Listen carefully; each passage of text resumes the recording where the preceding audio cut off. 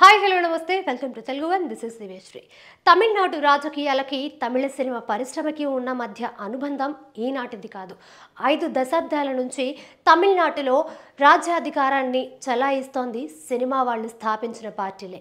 తాజాగా మరో సినిమా హీరోకి సంబంధించిన ఒక పార్టీ తమిళనాడు రాజకీయాల్లో పురుడు పోసుకోబోతుందనే వార్తలు ఇప్పుడు ఇండియన్ పాలిటిక్స్లో హాట్ టాపిక్గా మారాయి.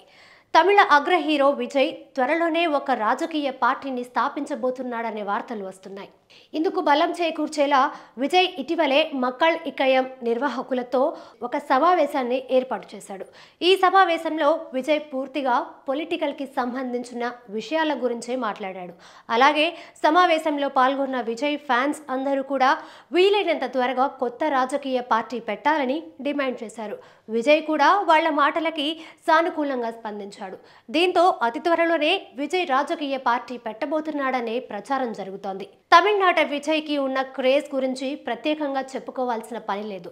ఆయన ఏది చెప్తే అది చేయడానికి అతని అభిమానులు రెడీగా ఉంటారు. ఎన్నో ఏళ్లుగా పలు సామాజిక కార్యక్రమాలు కూడా చేసుకుంటూ వస్తున్న విజయ్ రాజకీయ పార్టీ స్థాపిస్తే ఎంత మేరకు రాణిస్తాడో చూడాలి.